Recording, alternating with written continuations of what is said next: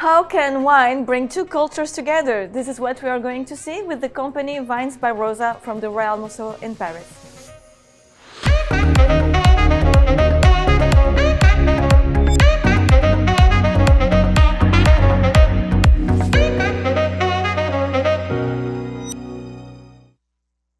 Shinedou Rosa, good morning. Good morning.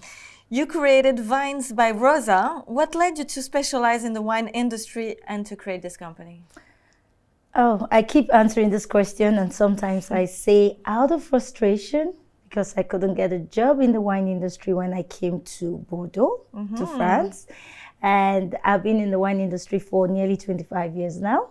And I decided to do something for myself. And one of the things I knew would do well is because as a wine importer before, I knew there was a gap between producers and importers. So I decided to step into that gap, and that was how Vines by Rosa was created.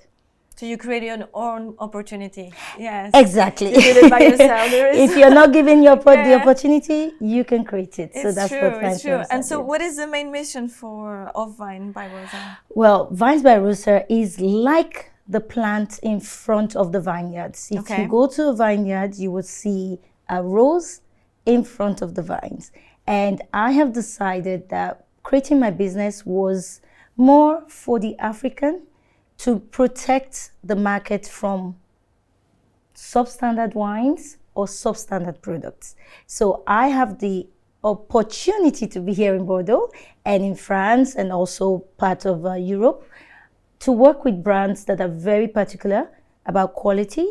So my job is to act like a quality control and stand there and make sure that there's good communications between the French, the European side, to the African side. Yeah, this is what I wanted to understand. Yes. How does wine help to bridge the gap between Nigerian and French culture? Well, you'll be surprised. Yes. Nigerians are known as beer drinkers. But I can say truthfully, the wine culture has grown so much. We have people who love wines and they love Bordeaux wines. Nigerians, really? Nigerians. And I can tell you that Nigeria is one of the only countries we don't do tourism. So most of the wines that come into the country are drunk by Nigerians. So that makes Nigeria extra special. No, the experts are very, very few.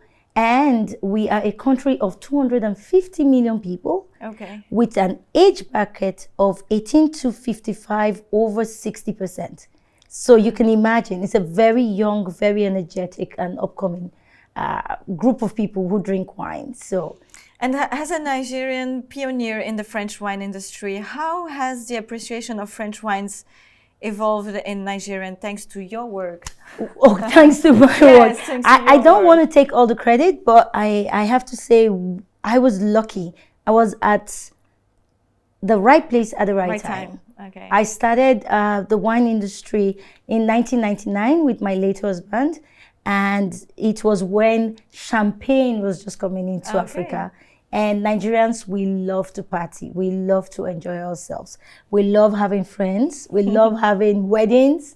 And what is the best thing for celebration? Champagne. So we became a land of champagne, and we launched Laurent Perrier in Nigeria in 1999. And right now, with that time, as time went by, we also went into wines, still wines, and we worked really hard. It was one step at a time, one wine glass at a time, and people started tasting, and we were lucky enough to work with some very good wine producers who understood that they have to come into the market.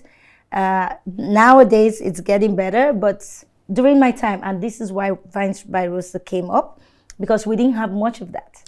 Much of the wine, the tasting we were doing, we had to do it ourselves because I spoke to my partners and we all agreed, if you don't taste something, how can you know it? And what kind of events do you organize, and what are the products that you offer to your clients, the type of services?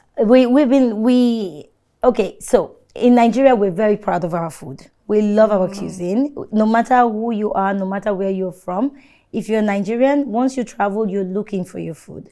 So one of the things we thought about was having tastings, French wines with African food, and not just African food, Nigerian food in particular. So this really raised the interest of a lot of people, and they just wanted to say, oh no, you cannot drink red wine with palm wines, palm nut soup, and egusi soup. These are some of Nigerians' favorite dishes, and we proved otherwise. We started having tastings, dinners, and lunch, female ladies' lunch with Nigerian food and wines from France. And it was a success. We were very lucky for that, yes. And to finish, you also create a non-organizational profit, Bordeaux Mental Week. Can you talk a little bit about that? And we have to finish. Well, that is my baby. Bordeaux Mental Week for me is something that we created. I and my friend Jane Anson, who is a wine critic. And like I said, if you don't have the opportunity, you create the opportunity. So we have been lucky to have the opportunity. So we decided that letting other people fight to create the opportunity, let's open the doors a little bit. So Bordeaux Mental Week means we have 8 students from different parts of the world. No matter where you're from, you have a problem, you have a barrier, you are biased against skin tone, eye color, whatever it is. We want to give you the opportunity to come to Bordeaux and let the winemakers meet somebody like you. You are exceptional. You are great in what you do. They will have to take notice.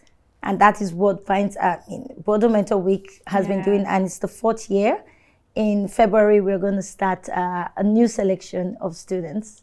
That looks amazing. Thank you so much for doing all this. Thank you, Chinadu, Rosa. Thank you so much. Thank you. And thank you for watching, and see you soon on the website forbes.fr.